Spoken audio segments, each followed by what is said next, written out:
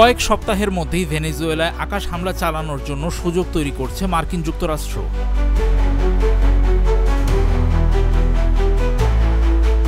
দক্ষিণ আমেরিকার দেশটির ভেতরে কথিত মাদক পাচারকারীদের বিরুদ্ধে অভিযানের নামে এমনটি করা হবে।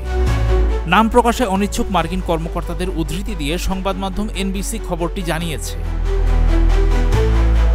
গত কয়েকদিনে ভেনেজুয়েলার উপকূলে কমপক্ষে ৩টি নৌকা ডুবিয়ে দিয়েছে মার্কিন যুক্তরাষ্ট্র। মার্কিনীদের অভিযোগ, জলযানগুলো মাদকদ্রব্য বহন করছিল। গত সপ্তাহে মার্কিন প্রেসিডেন্ট ডোনাল্ড ট্রাম্প নিজেই জানিয়েছেন যুক্তরাষ্ট্রের বাহিনী তৃতীয়বারও একটি জাহাজে আঘাত করেছে। ওইসব ঘটনায় কমপক্ষে ১৭ জন নিহত হয়েছে। ভেনেজুয়েলার রাষ্ট্রপতি নিকোলা মাদুরো মাদক পাচারের সঙ্গে কোনোভাবে জড়িত থাকার কথা অস্বীকার করেছেন। তিনি দাবি করেছেন হামলাগুলো তাকে ক্ষমতা থেকে সরিয়ে দেওয়ার জন্য মার্কিন ষড়যন্ত্রের অংশ।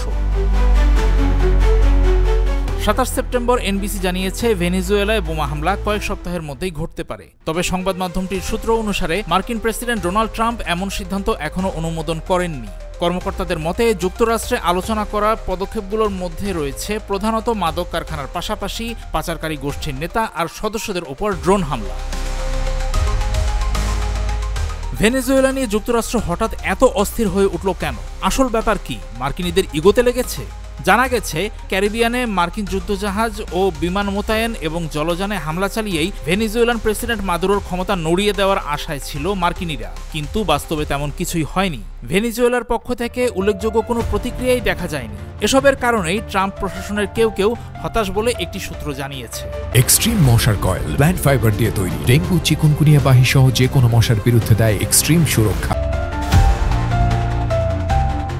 যুক্তরাষ্ট্রের একজন জ্যেষ্ঠ প্রশাসনিক কর্মকর্তা এনবিসিকে বলেছেন তাদের দেশে মাদকের বন্যা বন্ধ করতে এবং দায়ীদের বিচারের আওতায় আনতে দেশটির প্রতিটি শক্তি ব্যবহার করতে প্রস্তুত আছেন প্রেসিডেন্ট ডোনাল্ড ট্রাম্প।